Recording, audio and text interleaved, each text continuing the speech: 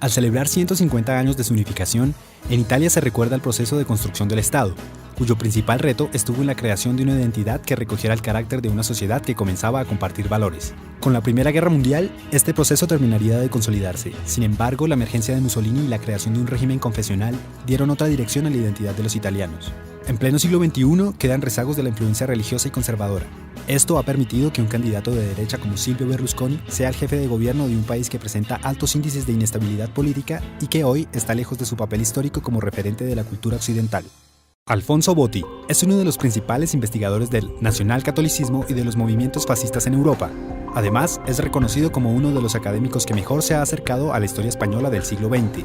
Ha sido profesor en las universidades de Urbino y Trieste, entre otras. Fue investigador invitado en el Departamento de Historia de la Facultad de Letras y Filosofía de la Universidad de Alicante. Es doctor en Historia Contemporánea de la Universidad de Valencia y de la Universidad Autónoma de Barcelona. En la actualidad, imparte clases de Historia Contemporánea en la Facultad de Filosofía de la Universidad de Módena y Reggio Emilia. También es codirector de la revista España Contemporánea.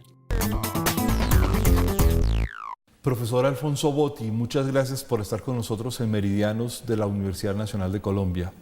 Gracias a ustedes. Quiero comenzar esta conversación con usted sobre los 150 años de la unificación de Italia con una pregunta general de contexto. ¿Qué ha significado para este proceso tan complejo que era la península italiana, compuesta por varios estados, incluso por varias sociedades que tienen una especie de conciencia nacional propia de aparte? ¿Podría decirse que estos 150 años han significado la invención de una nación? Por supuesto que sí, por supuesto que sí. Ha habido unos problemas en la formación del Estado unitario. Incluso los que lo hicieron se dieron cuenta de que habían problemas desde el principio, pero la formación del Estado Nacional Italiano ha sido un hecho positivo y todos los historiadores lo reconocen de una forma muy clara, muy evidente. ¿Se supone que con la unificación se murieron las antiguas lealtades políticas locales o esto persiste? No, murieron. No fue eso no pasó de una forma inmediata, pero sí, murieron. En ese proceso de construir una república unitaria, un Estado visible y una nación con signos de identidad que sean visibles y transables, ¿puede pensarse que Italia se convirtió en una especie de gran Estado a lo largo del siglo XIX y del siglo XX? Bueno, en principio lo que se construyó fue una monarquía, fue la expansión de la monarquía de los Saboya. Y el primer problema fue lo de construir los italianos, porque había una Italia, pero no habían los italianos.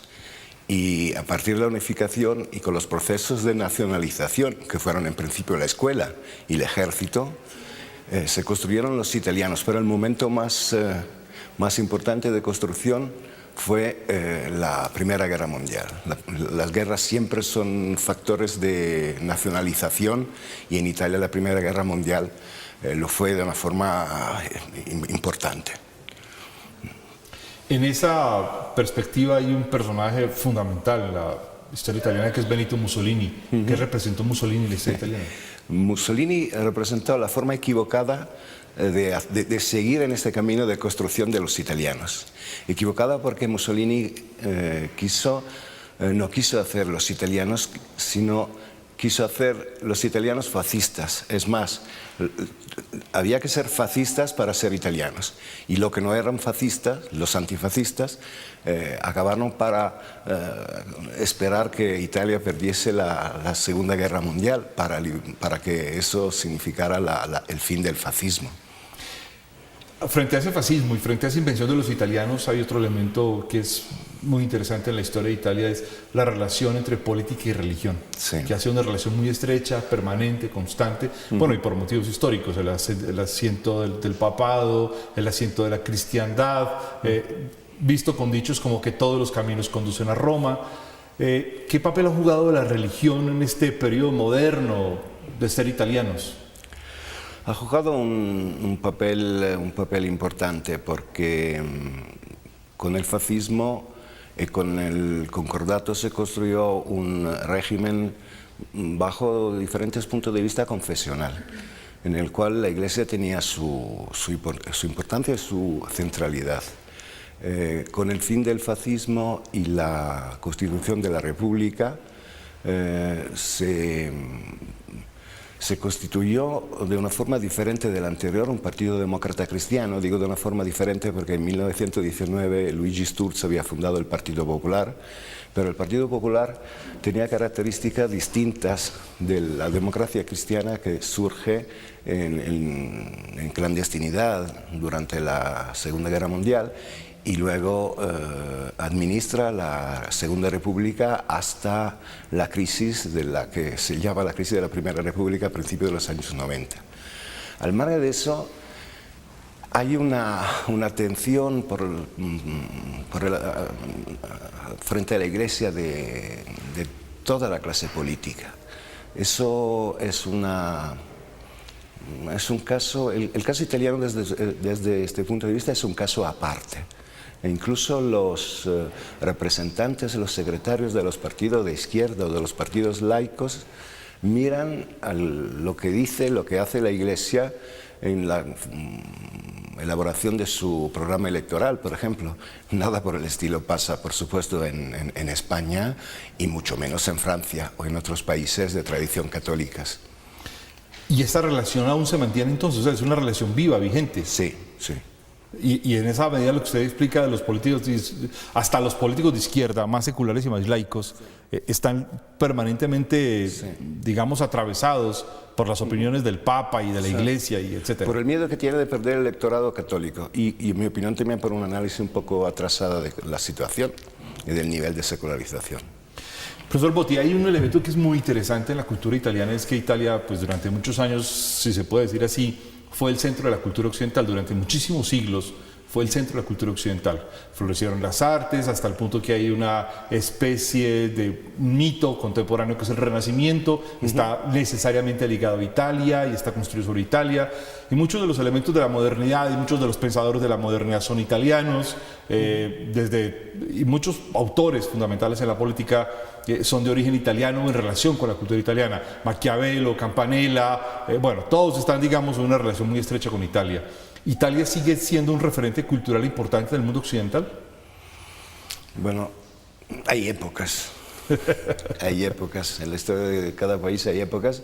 Y yo no me atrevería a decir que Italia tiene una importancia tan trascendental como en el Renacimiento. No creo que Italia en este momento esté atravesando un buen momento desde el punto de vista cultural, pero tampoco hay que quedarse en la fachada de las naciones, de los países, ¿no?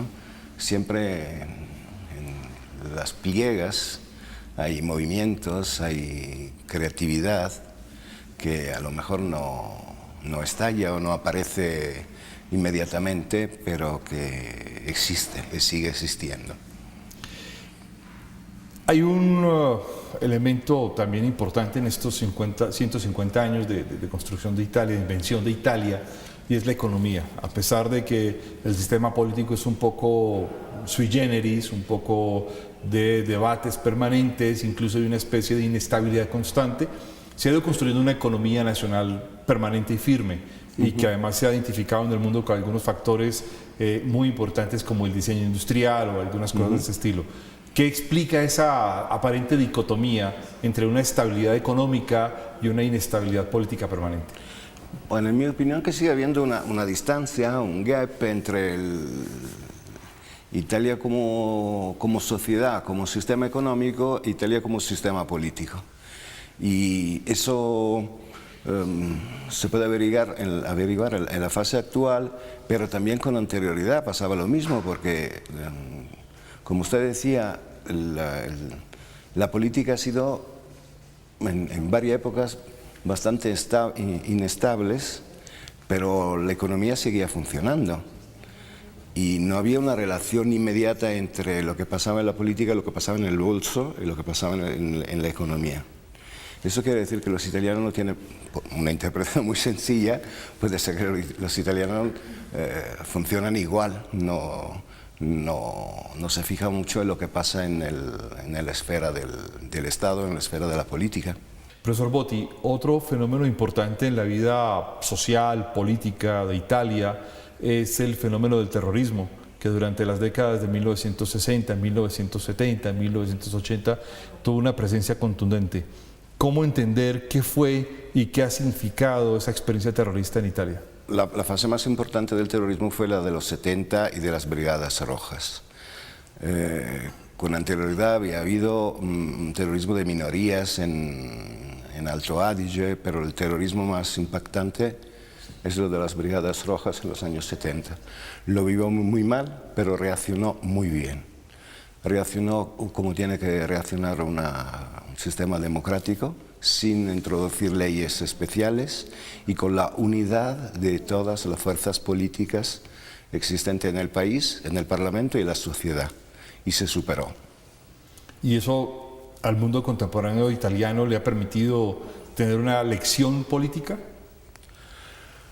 Ojalá, ojalá hubiese sacado una lección política.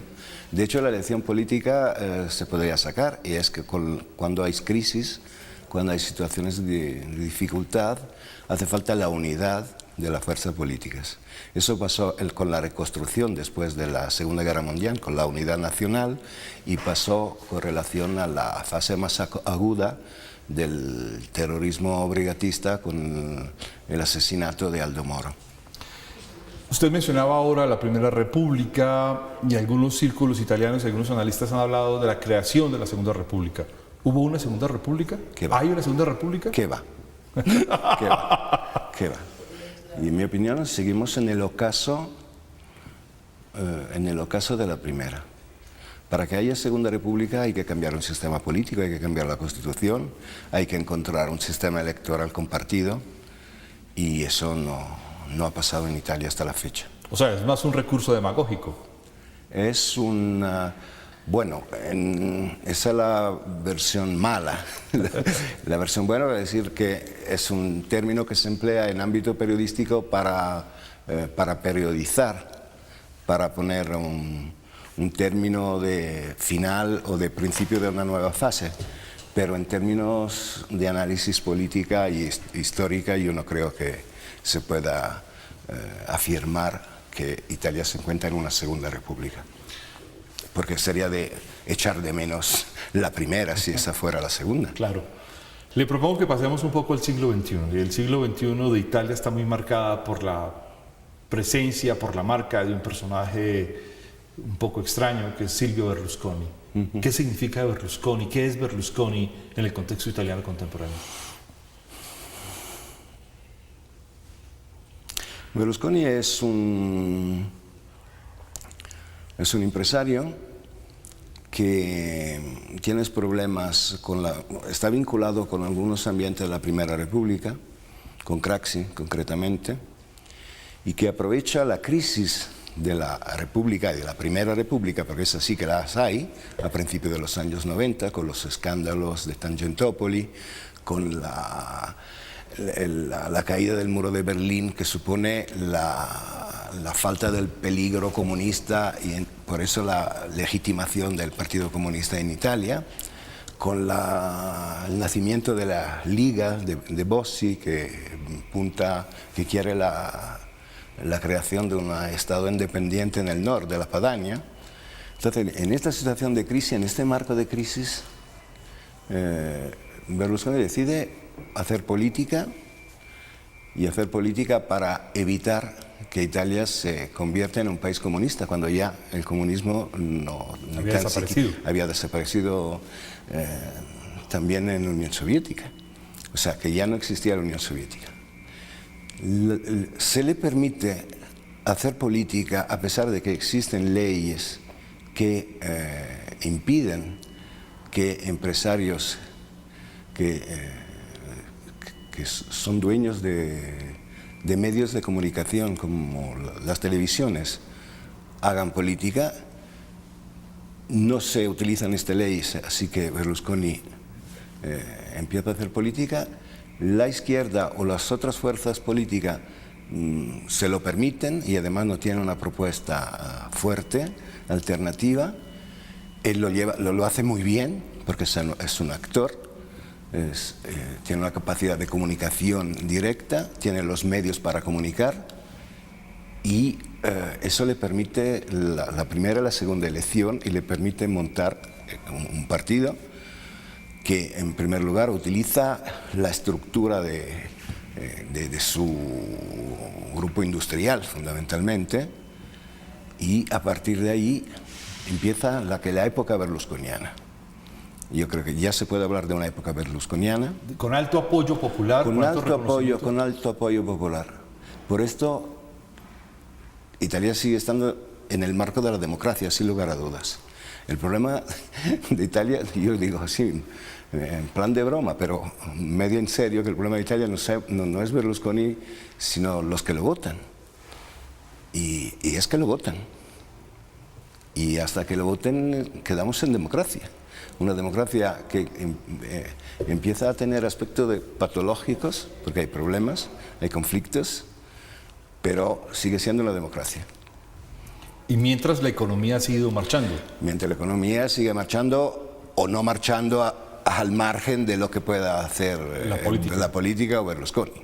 Pero todo este caso de Berlusconi con el acusado de fiestas con menores de edad, con prostitutas, todo este montón de asuntos es un poco un sainete medieval. Me cuesta admitirlo, pero sí, pienso que sí. Y luego viene hay una imagen al extranjero de Italia que se identifica con Berlusconi que es bastante usual. Y se lo pregunto yo a usted, ¿qué opinión tiene los medios colombianos de Berlusconi, por ejemplo? ¿Berlusconi representa solo una perspectiva de la sociedad conservadora italiana o de Italia? Porque usted lo ha dicho, los italianos votan por él. Sí. Berlusconi representa, es un problema casi bajo un punto de vista político, bajo otro punto de vista psicológico. Berlusconi no es un bicho raro en la historia de Italia. Es el producto de una cierta sociedad italiana. Berlusconi representa lo que una gran parte de los italianos quieren ser y no consiguen ser. Entonces interpreta, representa, es el fruto de una parte grande de la población italiana. ¿Sean conservadores, liberales, de izquierda? No, de izquierda no.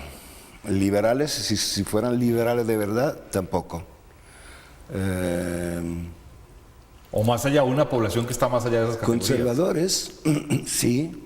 Unos católicos que le da igual que tenga una vida no ejemplar desde el punto de vista moral, pero con que financie la escuela de la Iglesia o que luche en contra del testamento biológico, eso ya le parece bien.